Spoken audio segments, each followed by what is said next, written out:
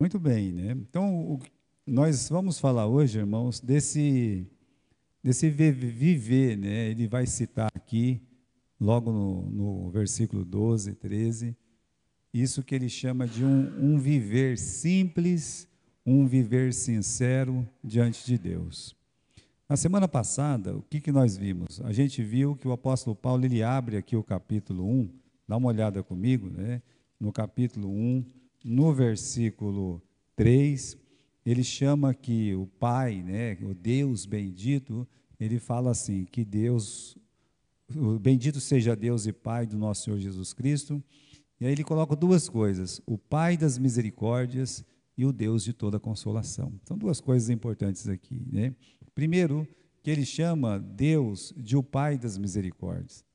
Irmãos, ele podia simplesmente dizer assim, Deus de toda misericórdia. Não tinha problema nenhum, né? E seria normal ele dizer Deus, o Deus da misericórdia. Mas aqui ele realmente ele acrescenta esse título de Pai, Pai da misericórdia. Não é, meus irmãos, para dizer que ele tem mais misericórdia porque ele é Pai da misericórdia. Não. Meus irmãos, Deus já é o Deus de toda misericórdia. A questão é que quando ele fala Pai da misericórdia, ele coloca uma responsabilidade muito grande em nós. Porque nós somos o quê? Os filhos de Deus. Se ele é o Pai da misericórdia, o que nós somos? Filhos da misericórdia. E um filho tem que agir como o seu pai. O filho faz tudo o que vê o pai fazer. Então, ao chamar Deus de Pai da misericórdia, ele coloca sobre nós, os cristãos, essa incumbência de agir com misericórdia. Ter o coração realmente na miséria do pecador, na miséria da humanidade. Você nunca esqueça disso. Misericórdia significa você ter o teu coração na miséria, e aí, em relação a isso, seria sempre ao pecador, ao caído, ao necessitado, a esse mundo necessitado. A gente não pode esquecer disso. O grande ensino da misericórdia na Bíblia é a parábola do bom samaritano. Quando o rapaz vai lá e ajuda, cuida, paga todas aquelas coisas de uma pessoa que está caído, e a pergunta foi gerada, né? Quem que é meu próximo? E Jesus devolve a pergunta: qual você acha que agiu ali, né? Foi o próximo daquele caído lá. Aí a resposta foi o quê? Aquele que agiu com misericórdia. Então, irmãos, o Pai da misericórdia, Deus, ele já age com misericórdia. E nós, os filhos da misericórdia, como é que nós agimos? E aí esse foi um ponto. O segundo ponto, que realmente é o que nós falamos na semana passada, aí no versículo 3, além de Deus ser chamado de Pai da misericórdia, ele é chamado do quê? O Deus de toda consolação. Bom, isso tinha todo a ver com aquilo que estava vivendo Paulo, mas também, meus irmãos, o que a igreja realmente viveu. Porque a igreja de Corinto, o primeiro livro, nós podemos chamar o primeiro livro de caos, né? Caos, mas o apóstolo Paulo diz assim, olha, a igreja está um caos, e ele redireciona a igreja para consertar o caos. Aí você precisa desse Deus da consolação. Para resolver problemas dentro da igreja ou na sua família, você precisa desse Deus da consolação. Você tem que olhar que Deus está ali para consolar, para ajudar. Então, por que Deus nos consola nas nossas tristezas? Por quê? Porque quando você sofreu o mal de alguém, você é consolado por Deus. Porque quando tiver um problema de saúde na sua vida, você é consolado por Deus. Por quê? Então o apóstolo Paulo, ele gasta um bocado de tempo aqui no capítulo 1 para nos ensinar o seguinte, dá uma olhadinha aí no versículo 4, né? Ele fala assim, esse Deus que nos consola em toda tribulação, para quê? Para que Deus nos consola? Para a gente consolar quem está necessitado, é o que está escrito aí no versículo 4. Por que Deus me consolou, me consola com a sua palavra? Será que é só para enxugar minhas lágrimas? Será que é só para me sentir bem? Não, não é isso. Se Deus fez com que você passasse por uma experiência e Ele te consolou naquela experiência, qual que é o objetivo de Deus? É que você use aquela experiência para abençoar uma outra pessoa, em qualquer que seja.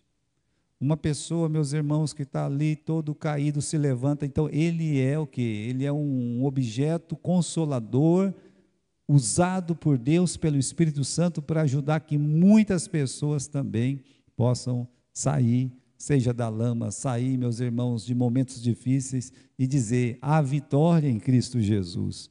Então, o fato de Deus te consolar, não é só para você ficar ali, sabe, se sentindo a vítima que passou. Não, você é consolado justamente para que você possa consolar. Esse é um versículo que a gente tem que marcar nas Escrituras. Vou marcar esse versículo aqui, por quê? Porque Deus, Ele usa minhas experiências para mim poder gastar essa experiência com outra pessoa, ou com os irmãos da igreja, ou com pessoas familiares, ou mesmo com toda a igreja. Um dia ter que dar um testemunho, olha, eu venci. Mas o que você venceu? Eu fui consolado por Deus, e hoje eu posso consolar. Agora, irmãos, o que a gente vai ver hoje, né? Essa palavra aqui que o apóstolo Paulo fala no versículo 12. Vamos lá, 2 Coríntios capítulo 1, versículo 12. Porque a nossa glória é esta, o testemunho da nossa consciência. Opa, ele já entra nessa questão de consciência, e ele diz assim, de que com simplicidade e sinceridade de Deus, não com sabedoria carnal, mas na graça de Deus, temos vivido no mundo e maiormente convosco. Calma lá, né? Aí surge uma pergunta desse versículo aqui. Qual pergunta? Como nós temos vivido? Ele menciona duas áreas muito importantes nessa pergunta, né? Como é que eu tenho vivido? Como é que eu tenho vivido neste mundo? Isso é um ponto. E como eu tenho vivido na igreja, entre vós. São duas áreas bem distintas, bem diferentes, mas são duas áreas que todo dia, toda semana, nós temos essa incumbência aí de viver no mundo, no nosso meio de trabalho.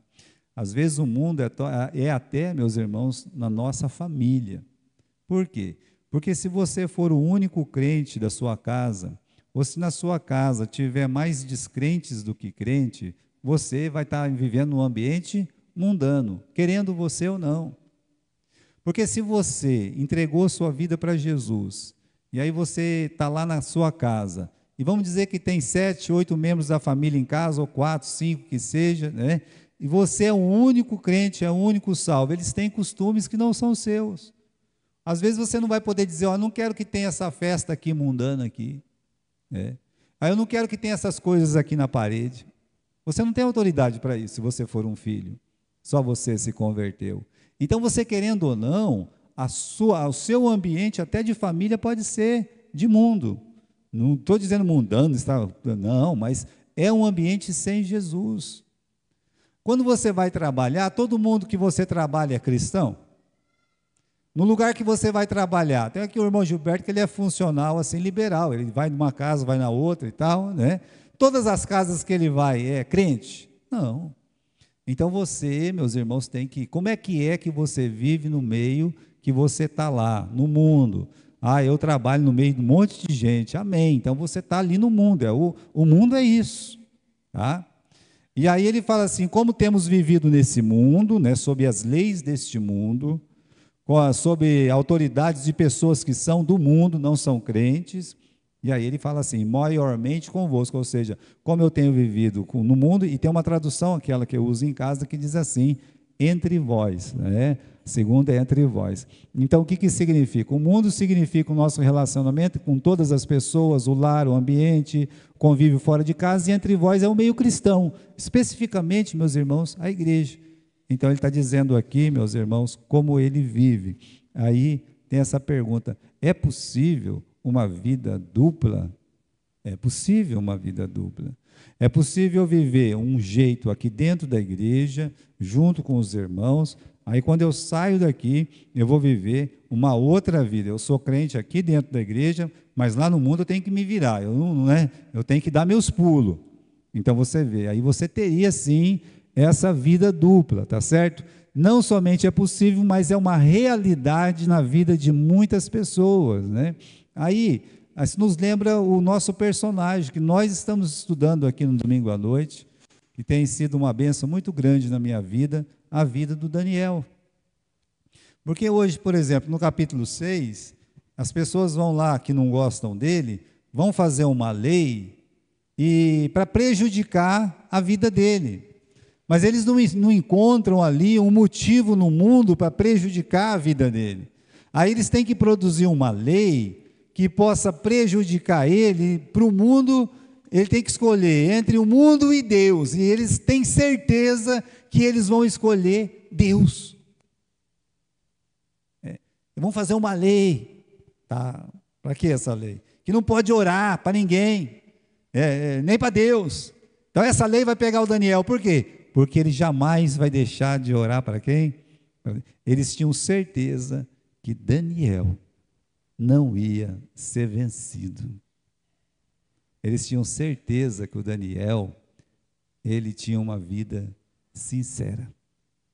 É por isso que essa lei foi feita assim, sabe? E essa é a lei. Olha, irmãos, é possível uma vida dupla? É possível.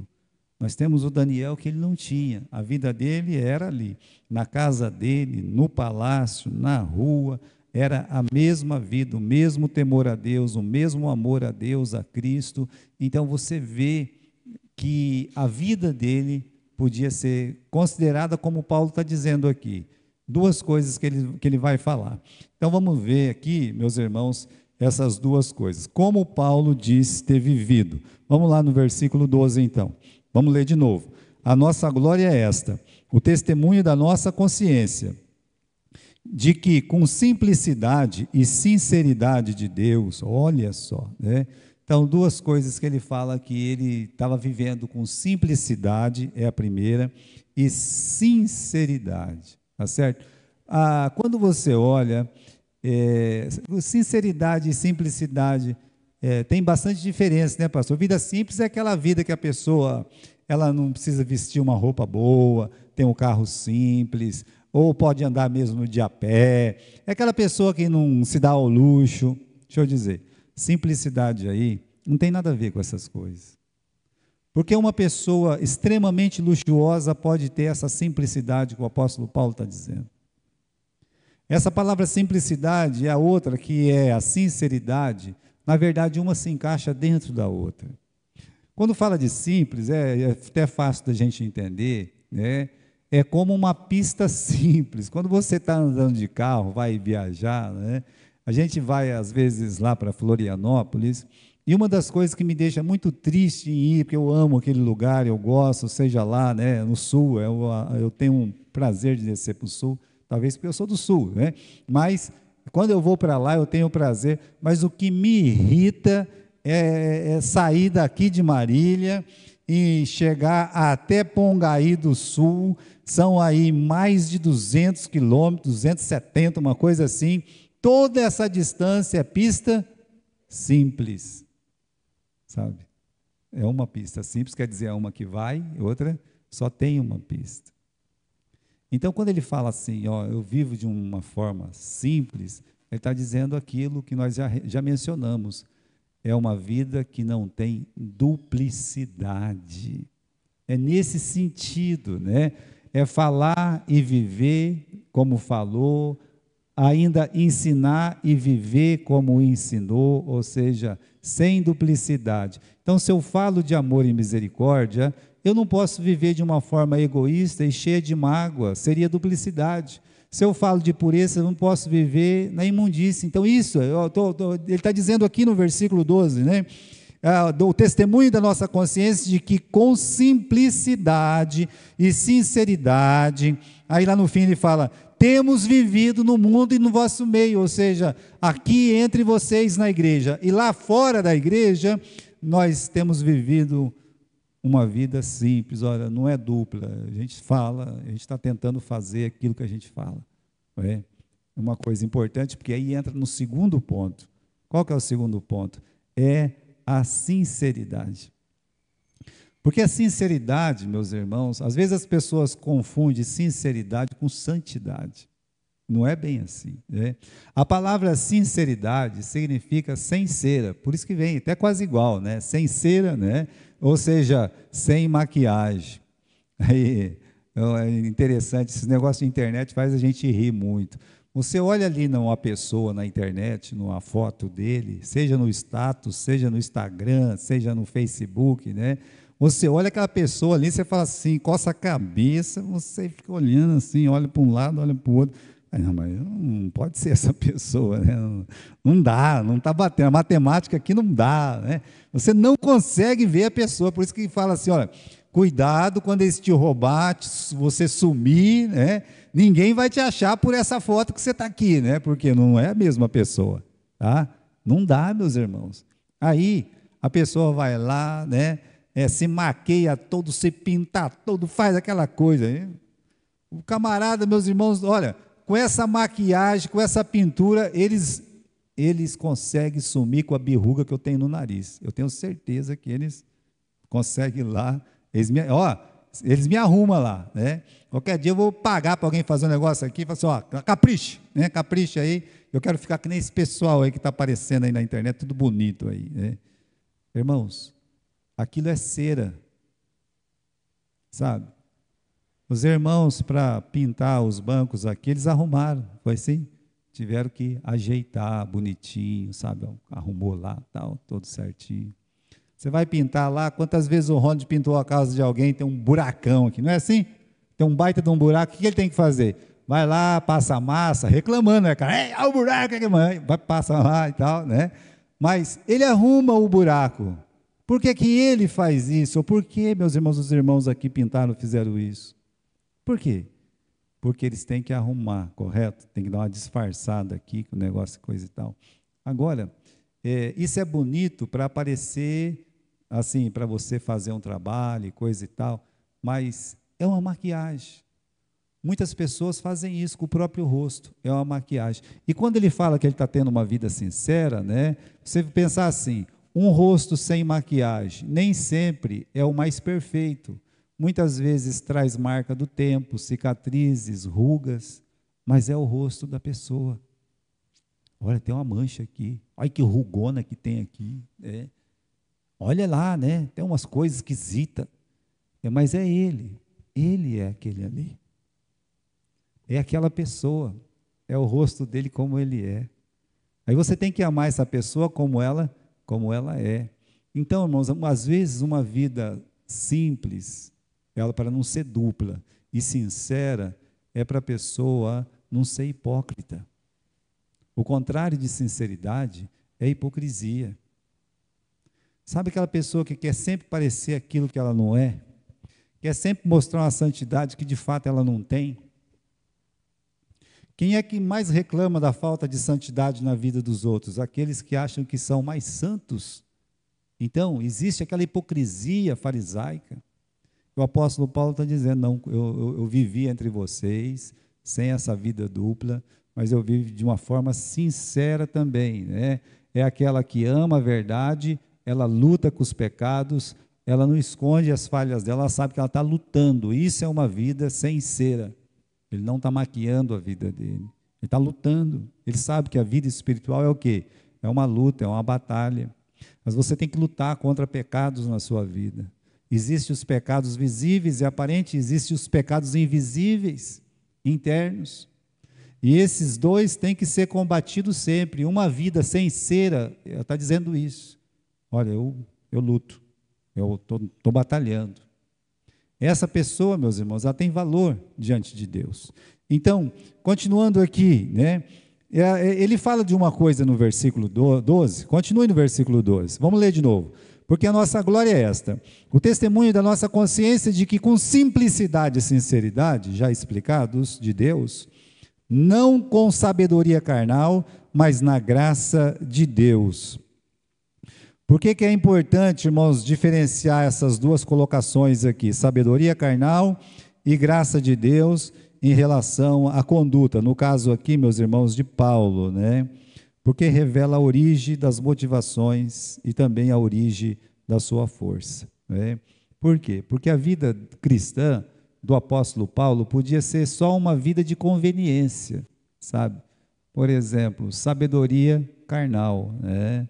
É, por que ele é apóstolo? Por que muita gente quer o título de apóstolo? Talvez para se aparecer, porque apóstolo não tem mais.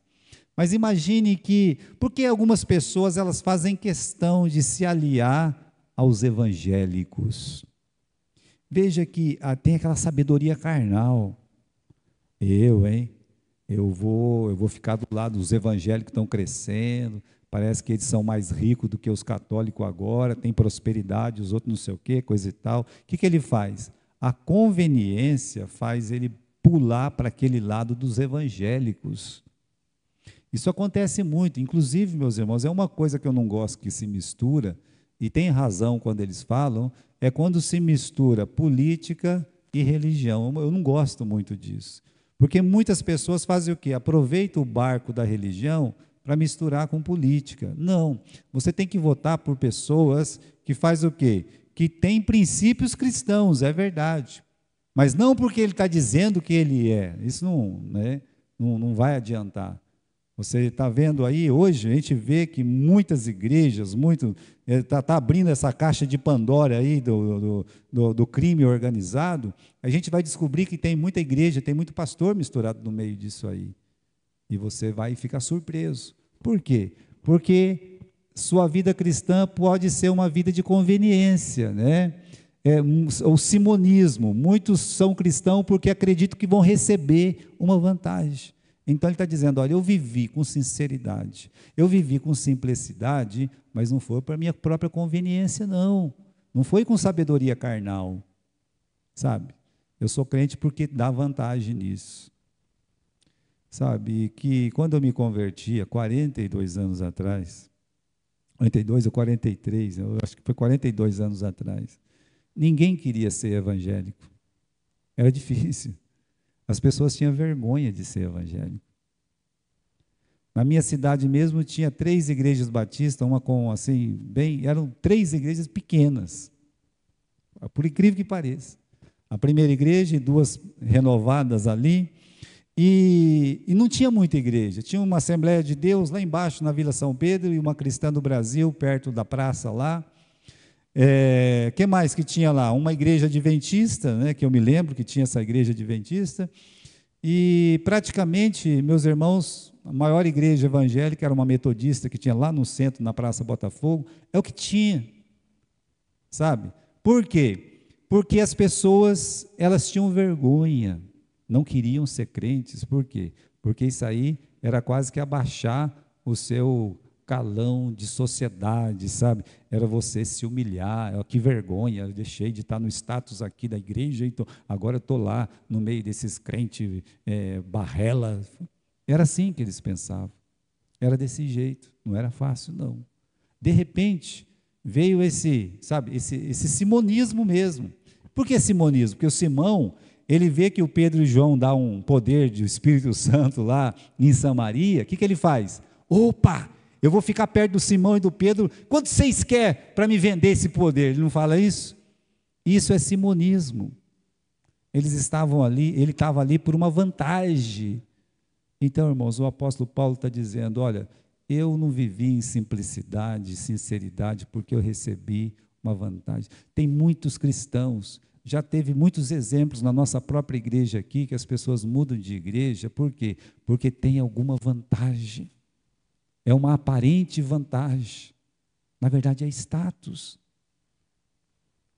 Se você olhar, por quê? Não, mas as doutrinas ali são às vezes são aberrações da Bíblia, mas ali tem pessoas importantes. Por que eu não vou ficar?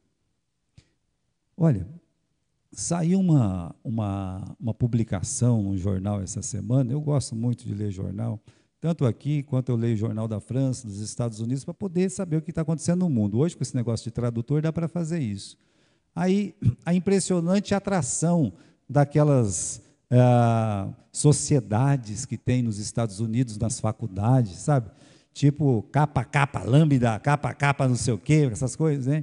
Aí eu fiquei surpreso que como os jovens saem do segundo grau e eles querem entrar nessas instituições, nessas irmandades, sabe? Eles lutam para entrar na faculdade, lutam, mas eles lutam muito mais lá dentro quando eles estão na irmandade. Por quê? É porque essa irmandade aqui tem mais ligação, né? Eu vou conseguir um emprego melhor quando eu sair daqui da faculdade, é por isso. Aí a gente pensa assim, mas tem filhos de Deus ali que estão querendo entrar nas irmandades para se beneficiar. Também isso é simonismo. Então o apóstolo Paulo está dizendo, eu vivi nessa igreja de vocês aí, em Corinto, e vivo nesse mundo, eu vivo com sinceridade, eu vivo com simplicidade, mas não com sabedoria carnal.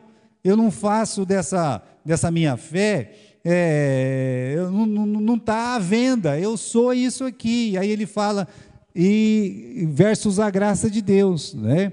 Então é muito diferente você firmar sua vida espiritual na graça divina. Então suas motivações e sua força estão em Cristo. A sua consciência, que é a aprovação natural da sua vida, não depende do parecer humano, mas da sua intimidade com Deus. Porque você vai ter aqueles momentos que, sabe, que todo mundo quer que você odeia uma determinada pessoa, mas calma lá, eu não posso fazer isso. Por quê? Porque eu tenho uma intimidade com Deus, eu não estou aqui de aparências, eu estou aqui pela fé. Então a pessoa, ela lembra a posição dela, ela fala, não, eu estou aqui em Cristo, eu não estou aqui em sabedoria carnal, eu não estou aqui para levar uma vantagem material, eu não estou. Então, irmãos, sabe, para mim, quando estava acabando a escola dominical numa igreja muito importante aqui da nossa cidade, e eu participava, né, não é conselho, mas me reunia com pastores, e eu falei, mas o senhor vai fechar mesmo? Ele disse, olha, eu vou dizer para você que ele disse, criança dá muito trabalho, não dá lucro. Ou desse jeito. Acredito que eu tive que ouvir uma barbaridade dessa? De fato, meus irmãos, muda-se muita coisa, muda-se muita coisa, o negócio expande, cresce, mas eu pergunto o seguinte, tem simplicidade e tem sinceridade aí? Por isso a gente tem que, olha, esses livros que às vezes a gente esquece de estudar, por exemplo, eu já queria passar logo para o livro de Gálatas, que bate bastante, né, nessa questão de legalismo e tal, sabatismo, e quase que eu fui tentado a não continuar em 2 Coríntios. Mas agora, estudando devagarzinho, eu fico pensando, que livro maravilhoso é esse livro de 2 Coríntios. Por quê? Porque Paulo ele tem que defender o ministério dele. Na verdade, o livro de 2 Coríntios trata disso, do apóstolo Paulo ter que se defender, né? Porque há algumas acusações injustas contra ele, e ele está falando aqui, né, a forma que ele vivia. Aí ele fala essa questão do testemunho da própria consciência, no começo do versículo 12, o que o Paulo quer dizer com isso, né? É a forma, meus irmãos, que nós lidamos com sinceridade, da retidão da nossa vida cristã, né? Ação, palavra, intenção do coração, tá? Quando fala de consciência, então é assim, eu mesmo avaliando as minhas ações, as minhas palavras, a intenção do meu coração, isso é consciência, a voz interior do meu coração aqui. Agora, duas coisas, né, que a gente aprende quando a gente fala do testemunho da nossa própria consciência. Do que nós devemos fugir? Duas coisas. Fugir do juízo de uma retidão leviana. A pessoa fala assim, eu estou em paz com a minha consciência. Mas calma lá, isso não basta. Eu vou fazer um monte de coisa errada e vou dizer que estou em paz na minha consciência. Por quê?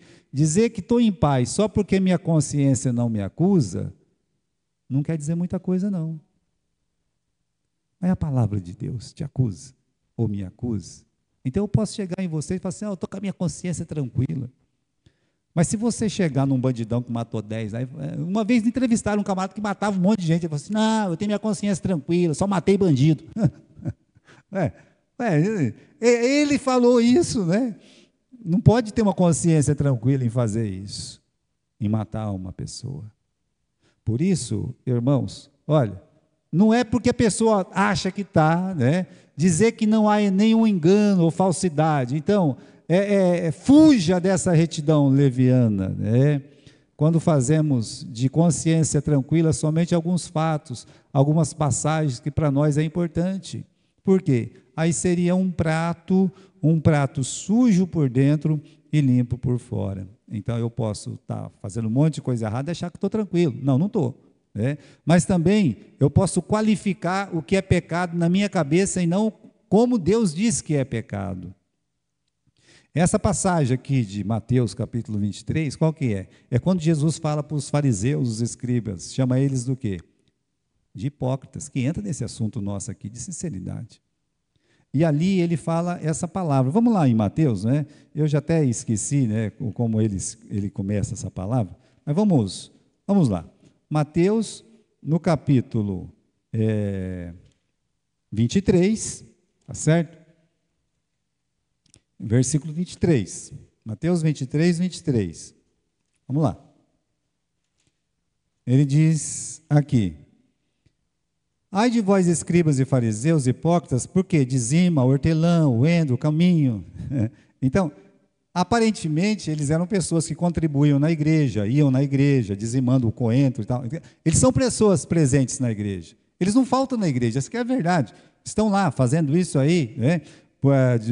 Durante todos os dias, talvez, a semana, né? Pelo menos na semana. E desprezam o mais importante da lei, que é o quê? O juízo, a misericórdia e a fé. Então, eles achavam que algumas coisas eram importantes e outras não eram tão importantes. É mais importante dar o dízimo do que agir com misericórdia. Era mais importante, né, ir lá e fazer algumas coisas lá na igreja do que amar aquele irmão. É isso que o Senhor Jesus está dizendo. Que entra, meus irmãos, nessa consciência de retidão leviana, sabe? É um pré-julgamento aí. No versículo 24, chamam eles de condutores cegos, por quê? Porque com um mosquito engole um camelo. Ai de vós, escribas e fariseus hipócritas, limpa o exterior do copo e do prato, mas o interior está cheio de rapina e de iniquidade. Então, por dentro, como é que é por dentro? Geralmente, uma pessoa muito justa por dentro, ele tem que ter cuidado, porque pode estar escondendo muita coisa também. Quanto mais limpo o coração, como um coração de Jesus. Tem coração mais limpo que o de Jesus? Não. Mais misericórdia ele vai ter. Mais amor ele vai ter. Então, você vê que essa consciência tranquila pode ter uma retidão leviana, mas também pode ter uma retidão excessiva, né? Dizer que consciência tranquila só é possível com total ausência de culpa e pecado. Então, a pessoa se coloca num nível que é impossível para o ser humano. Sabe? Eu nunca vou ter consciência tranquila, porque, não é? Eu vi um gatinho passando fome, passei reto, nem dei uma comida para o gatinho. Calma lá, gente. Calma lá, você está se culpando aí, e por isso que você não tem a consciência tranquila. Meus irmãos, às vezes a pessoa busca uma retidão, e essa retidão, lá na frente, vai trazer uma frustração muito grande para ela, porque entre a sua vida e essa retidão que ele está procurando, existe uma vida que precisa ser vivida. E essa vida vivida, ela é cheia de pedra, ela é cheia de espinho, ela é cheia de tribulação, ela é cheia de angústia, ela é cheia de tentação. E de repente ela acha então que ela nunca vai ter a consciência tranquila.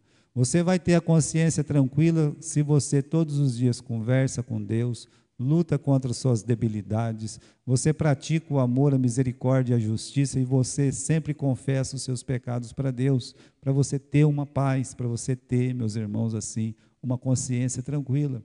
Como ele está dizendo, eu vivi em sinceridade e vivi em simplicidade, com a consciência tranquila, né? Voltando lá no livro de 2 Coríntios, não com sabedoria carnal, mas dependendo da graça de Deus. Olha o que ele fala, né? Não por mim, mas pela graça de Deus. Agora, irmãos, aconteceu uma coisa muito chata, né? No versículo 13, ele fala assim: porque nenhuma outras coisas vos escrevemos, senão as que já sabeis, ou também reconheceis, e espero também até o fim que as reconhecereis. Como também já em parte reconheceste em nós, que somos a vossa glória, assim como também vós sereis a nossa no dia do Senhor.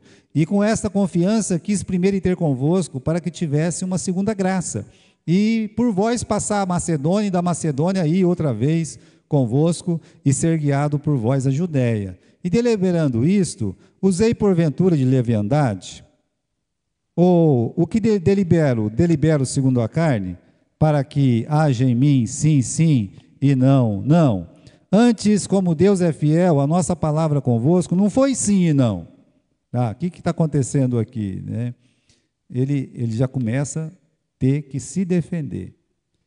Deixa eu dizer, quando você é um líder na classe, quando você é um líder lá no seu trabalho, quando você se tornasse, um dia você for um pastor, então você for um líder da sua igreja, você está sempre sendo cobrado, não tem jeito, a cobrança ela é natural.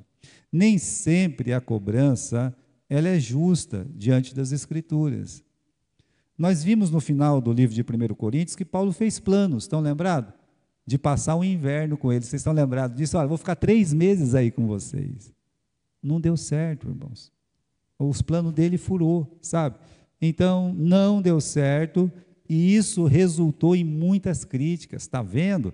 Ele fala que vai fazer uma coisa e faz outra. Na hora de falar, de escrever, é o cara, é o bam, né? Mas aqui, ó, nem aparece. E quando aparece, a palavra dele, 2 Coríntios 10:10. Abre aí em 2 Coríntios 10:10. Há muitas críticas no livro de 2 Coríntios para Paulo. Ele tenta se defender, né? Mas aqui no capítulo 10, no versículo 10, versículo 9, para que não pareça como se quisesse intimidar-vos por cartas, porque as suas cartas estão dizendo, são graves e fortes, mas a presença do corpo é fraca e a palavra não tem valor. A palavra é desprezível. Ele não é um homem de palavra. Veja que quando eles falam, eu sou de Paulo, eu sou de Pedro, eu sou de Apolo, eu sou de Cristo. Deixa eu dizer, irmãos, aquelas pessoas que estavam falando isso, pelo menos 1/4 dela, 3/4 dela, não mencionaram o nome do Paulo. Mas ele é o apóstolo de Deus. E aí eles aproveitaram que Paulo prometeu passar o inverno. Não é que prometeu, ele foi bem claro, se Deus permitir. Só que não deu certo de ir, e aí, vamos malhar ele, vamos bater nele. Está vendo só? Né? Ele fala uma coisa, faz outra. Por isso ele está dizendo, gente, quando eu tentei fazer isso, eu não fiz isso de uma forma carnal. E uma outra coisa, lá no versículo, vamos voltar lá no capítulo 1, né? Ele fala aqui no versículo 18, antes, como Deus é fiel, a nossa palavra convosco não foi sim e não. Aí ele até usa o exemplo de Jesus, porque a palavra de Jesus nunca foi sim e não, tá? Sempre foi sim. Então, não tenho duplicidade de palavra. A gente tem que aprender, irmãos, a não julgar segundo as aparências. Por que não deu certo a viagem de Paulo? Né? O apóstolo Paulo não menciona diretamente, mas ele fala uma coisa aqui, meus irmãos, no capítulo 1, vá lá comigo, né? Que ele fala lá no final do versículo 23, ele fala o seguinte, né? Para vos poupar, eu não tenho ido a Corinto até agora. Ele falou assim, ó, na verdade eu não fui para poupar vocês, para que vocês, né, não fossem de alguma forma feridos com a minha presença aí. Então, existia um objetivo espiritual dele não ter ido. Mas aí, meus irmãos, eles passam a julgar de uma forma muito injusta, sabe? Olha, o que ele falou não se cumpriu. Então, quer dizer que o que ele fala não tem valor. Veja, se ele disse que ia, não deu certo de ir, tem que se lembrar que ele falou assim, ó, se for da vontade de Deus, não era da vontade de Deus. Não era para ter essa discussão toda. Agora, o que está acontecendo? Eles falam assim, se o que ele falou de vir não veio, então tudo que ele escreveu na carta de 1 Corinto, essas coisas que ele está mandando nós fazer, tem valor? 10, 10, a última frase do capítulo 10, versículo 10 é o quê? As suas palavras são sem valor, são desprezíveis. Então, eles estavam julgando todo o ministério de Paulo por uma decisão que, dentro da vontade de Deus, não deu certo. Por uma coisa que não deu certo ali, eles estão julgando todo o ministério do apóstolo Paulo, até as cartas que ele escreveu. Então, a gente tem que ter cuidado para não julgar segundo as aparências daquele momento, né? Muitas vezes nós não conseguimos fazer o bem que nós desejamos, né? Não é falta de oração, não é falta de vontade, né? É porque Deus às vezes impede. Às vezes Deus impediu, né?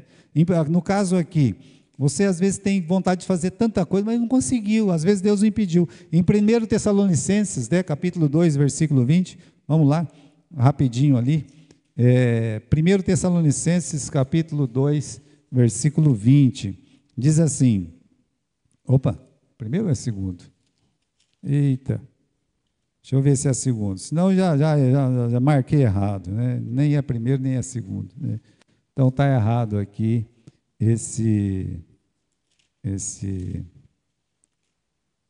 essa Filipenses, Colossenses, Tessalonicenses.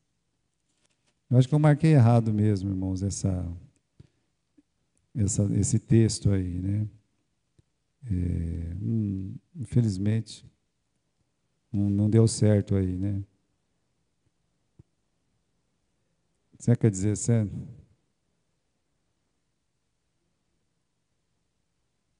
Não é também esse versículo aí, né? É o 18. Pelo que bem quisemos, uma outra vez ir ter convosco, pelo menos eu, Paulo. Mas quem que impediu? O Satanás. Deus permitiu que Satanás impedisse que ele fosse. Então não esqueça isso, que muitas coisas acontecem, que nós planejamos, pode ser, né, que o inimigo ele tem permissão para impedir, tá? Deus permite, mas Deus sempre transforma o impedimento em benefício. Por quê? Nós não teríamos a carta de 1 Tessalonicenses e nem teríamos a carta de 2 Coríntios se o apóstolo Paulo tivesse ido para Tessalônica e tivesse ido para Corinto. Então, apesar dele não ir, de ter dado todo o plano errado, nós recebemos de Deus duas cartas maravilhosas. Aonde nós temos o versículo, orai sem cessar. E você não teria esse versículo, pois Deus te deu. Sabe por quê? Porque Satanás impediu o apóstolo Paulo de ir até Tessalônica. Por isso é muito importante, irmãos, lembre-se disso, se alguma coisa não der certo na sua vida, ainda a sua vida pode dar glória para quem? Pode dar glória para Deus. Deus sempre faz aquilo que dá mais glória para quem? Para Ele. Sempre Deus vai fazer aquilo que dá mais glória para Ele. Então, quero terminar aqui, né, lendo o versículo 20, tá? Versículo 20 não, vamos voltar lá, em 2 Coríntios capítulo 1, é o versículo 20, né? Porque todas quantas promessas há de Deus são nele o sim, e por meio dele o amém. Olha lá, né? Para a glória de Deus por nós, olha quanta coisa aqui, né? Que são promessas de Deus, são declarações de Deus, né? Que Ele mesmo faz para beneficiar, meus irmãos, sempre a nós mesmos. E o limite e também a inspiração das nossas orações deveriam sempre ser as promessas de Deus. Como assim o limite? Suas orações deveriam ir até as promessas de Deus, tá? E também isso deveria ser a sua inspiração, as promessas de Deus para você deve ser a sua inspiração de oração, né? Para dizer assim o sim de Deus. Nós falamos da dignidade das promessas, porque todas as promessas de Deus, que são de Deus, então não são promessas qualquer. Quem fez essas promessas? Deus, Ele, né?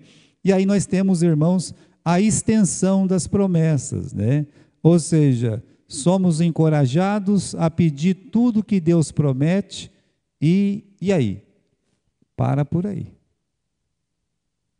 Você é encorajado a pedir o que Deus promete. Para. Depois, não fica exagerando, né? E a medida, meus irmãos, é o próprio Cristo, tá? Tudo que a gente tem que pedir tem que estar em Cristo. E não ficar usando, pedir coisas que não estão em Cristo Jesus. Então, isso é importante para a nossa vida espiritual, quando a gente fala de extensão de promessas de Deus. Às vezes as pessoas estão pedindo coisas aí que Deus nunca prometeu. Deus não prometeu essas coisas.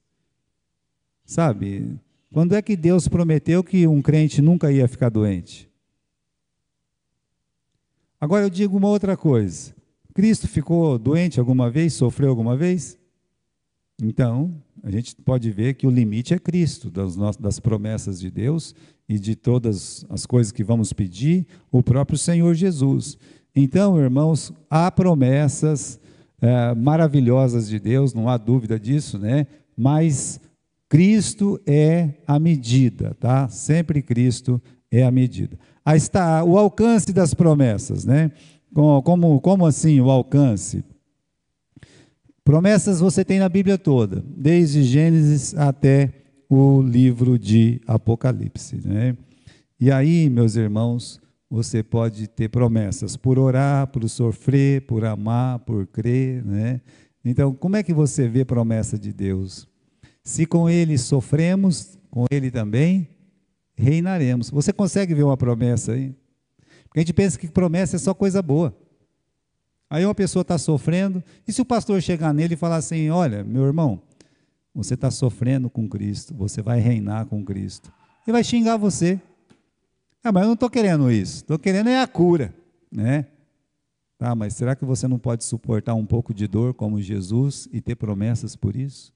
Promessas que você vai reinar com Jesus, do mesmo jeito que você está sofrendo com Jesus. Então, irmãos, em todas as promessas, temos nele, em Cristo, o sim, e por ele, Cristo, o amém. Então a gente tem que ter cuidado, né? Porque as pessoas lê um versículo, isso aqui é uma promessa de Deus. A pessoa quase nunca lê uma coisa dessa, sabe? Se com ele sofremos, com ele reinaremos. Não, isso não é promessa, né? Não, é uma promessa. Então há promessas por orar, por sofrer, por muitas outras coisas, né? E aí, meus irmãos, temos a estabilidade das promessas, tá? Todas as promessas são nele o sim, ou seja, tem uma certeza aqui, essa é a palavra no sentido grego, né? Porque elas vêm de Deus, não vêm de nós, e temos esse versículo aqui, sabeis em vossos corações que nenhuma só palavra falhou de todas as boas palavras que o Senhor vosso Deus falou a vosso respeito. Eu pergunto, quem disse isso? Josué. Quando ele disse isso, no final da sua vida.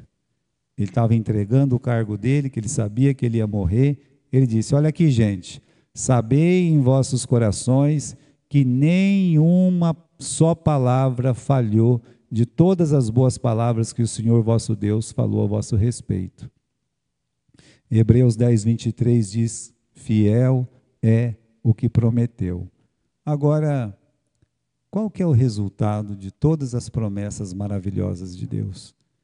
Dá uma olhada no final do versículo 20. Olha lá, final do versículo 20. Porque todas quantas promessas há de Deus são nele o sim, por ele o amém. Para o quê? A glória de Deus. Por quem? Por nós. Então, quando eu fico falando essa frase, sempre, Deus vai fazer o que dá mais glória para Ele, se Ele quer usar sua vida para dar mais glória para Ele, de uma forma que você tenha que sofrer, qual que deve ser a nossa palavra? Amém. Amém. A última vez que eu vi o pastor João, foi foi alguns irmãos comigo, e entre eles estava lá a irmã Ivone. A irmã Ivone fez uma pergunta para o pastor João, o senhor não tem medo de ficar doente e ter que ficar sendo cuidado? E aí, né, É uma pergunta difícil, né? Ele falou uma coisa, irmãos, que me surpreendeu, né? Só uma pessoa espiritual, com seus 90 anos, que ele estava lá naquele dia, ele disse assim: bom, se for da vontade de Deus, se der glória para Deus, que o meu corpo se apodreça, fica doente, para Deus poder ensinar os meus filhos o valor de cuidar de um pai, então, essa carcaça está aqui. Meus irmãos, jamais esperaria uma resposta dessa. Que às vezes nada mais é do que glorificar a Deus, porque tem uma coisa que glorifica a Deus, um filho cuidando do pai. Como o pai um dia cuidou do filho. Então, será que isso... Então, eu não imaginava uma resposta dessa. Foi um silêncio depois. Será que meu corpo, né, vai dar glória a Deus, mesmo doente? Dá sim, né? Então, essas promessas, irmãos, é para a glória dele, por meio de nós. A sua vida vai ser usada para dar glória a Deus, né? Muito bem.